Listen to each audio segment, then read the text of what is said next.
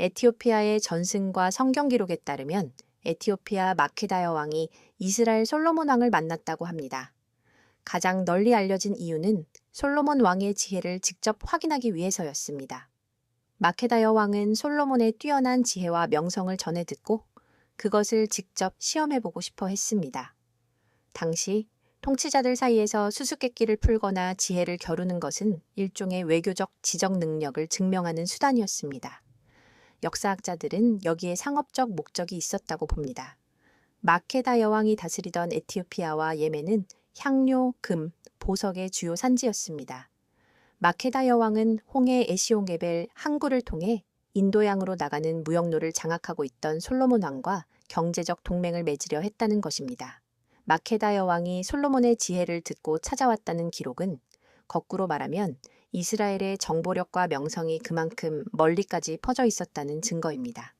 그녀는 수많은 낙태 금과 보석, 향료를 싣고 가서 바쳤으며 솔로몬은 그 대가로 이스라엘의 선진 문물과 자원을 제공했습니다. 이러한 교류는 이스라엘을 더욱 부유하게 만들었고 에티오피아는 더 넓은 시장으로 연결되는 통로를 확보하게 되었습니다.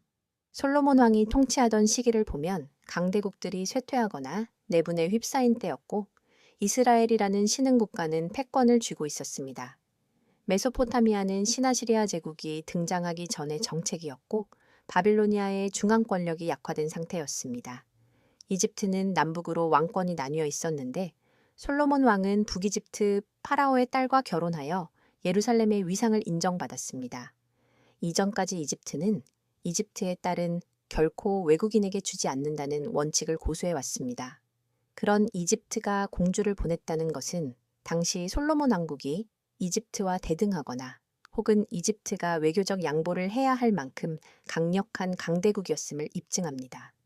성경 기록에 따르면 파라오는 가나안의 요충지인 겟세를 정복하여 자신의 딸에게 결혼 지참금으로 주었다고 합니다. 이는 솔로몬이 피 한 방울 흘리지 않고 전략적 요충지를 확보하는 결과를 가져왔습니다. 에티오피아의 서사시 케브라 나가스트에서는 종교적인 면을 더 강조합니다. 마케다 여왕은 단순히 지식을 넘어 나라를 다스리는 정의로운 원칙과 진리를 찾고자 했다고 합니다. 솔로몬의 지혜가 신으로부터 왔다는 소문을 듣고 그 근원을 알고자 했다는 것입니다. 마케다 여왕이 솔로몬 왕을 만나기 전 에티오피아 지역은 주로 토착 신앙을 따르고 있었습니다. 당시 에티오피아인들은 태양, 달, 별과 같은 천체를 신성시했고 자연물에 신령이 깃들어 있다고 믿는 애니미즘적 요소가 강했습니다. 마케다 여왕은 솔로몬 왕의 지혜와 야훼의 법도에 깊은 감명을 받아 기존의 태양 숭배를 버리고 이스라엘의 신을 섬기기로 서약합니다. 여왕이 귀국하면서 유대교의 가르침을 가져왔고 이는 에티오피아의 일신교 신앙이 뿌리내리는 계기가 되었습니다.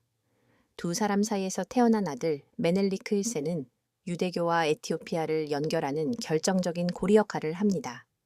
그는 에티오피아에서 자랐고 22세에 예루살렘을 방문합니다.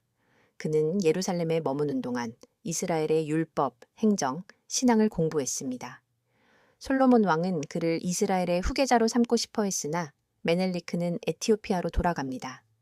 이때 이스라엘 각 지파의 첫째 아들들과 제사장, 학자들이 함께하는데 이들은 훗날 에티오피아의 귀족과 종교 지도자가 됩니다.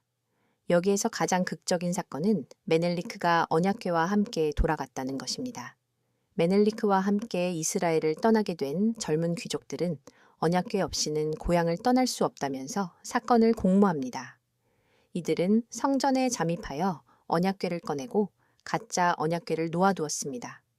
뒤늦게 이를 안 솔로몬 왕은 군대를 보내 추격했지만 언약궤를 찾아오지 못했습니다.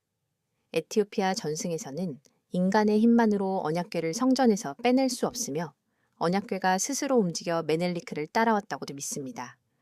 그러나 성경에는 언약궤가 에티오피아로 갔다는 기록이 없고 바빌로니아가 예루살렘을 침공한 기원전 587년에 파괴되었거나 유실되었다고 보고 있습니다. 지금도 에티오피아에서는 악숨 시온의 성마리아 성당에 이 언약궤가 보관되어 있다고 믿습니다. 에티오피아에는 베타이스라엘이라고 불리는 에티오피아 유대인 공동체가 형성되었습니다. 이들은 수천 년 동안 탈무드 이전의 고대 유대교 전통을 유지해 왔으며 마케다 여왕 시절부터 이어진 종교적 유산으로 평가받습니다. 베타 이스라엘의 기원에 대해서는 여러 학설이 있지만 가장 대표적인 것은 앞서 이야기한 마케다 여왕과 솔로몬 왕의 전승입니다. 또 다른 설은 기원전 8세기경 아시리아에 의해 북이스라엘이 멸망할 때 흩어진 단 지파의 후예가 이집트를 거쳐 에티오피아에 정착했다는 설입니다. 실제 유대인들의 대규모 이주보다는 소수의 유대인 이주민이나 상인들이 에티오피아에 정착하면서 유대교 신앙과 함께 약간의 유전자를 전달했고 이것이 수천 년간 현지 혈통과 결합된 것으로 해석합니다.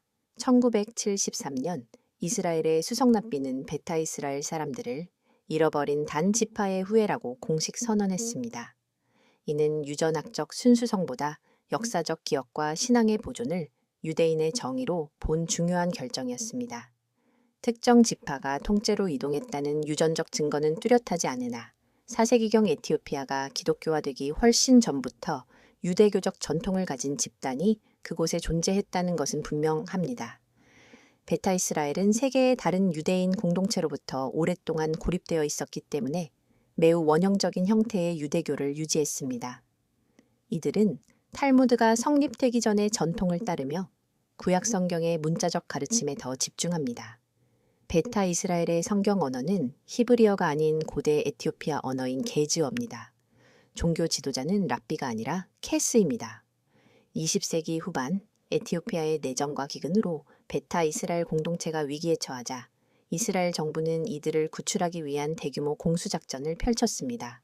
솔로몬 작전은 1991년 단 36시간 만에 약 14,000명의 유대인을 항공기로 이스라엘에 실어 나른 전설적인 작전입니다. 현재 약 16만 명 이상의 에티오피아계 유대인이 이스라엘에 거주하고 있습니다.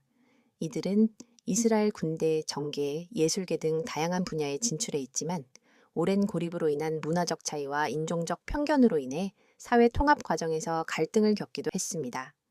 매년 11월 예루살렘에서는 베타 이스라엘 사람들만의 독특한 축제인 시그드가 열려 자신들의 뿌리를 기념했습니다. 시그드는 에티오피아에서 예루살렘으로의 귀환을 열망하며 산 위에서 기도를 올리던 전통 축제입니다. 2008년 이스라엘 의회는 시그드를 공식 국경일로 채택했습니다.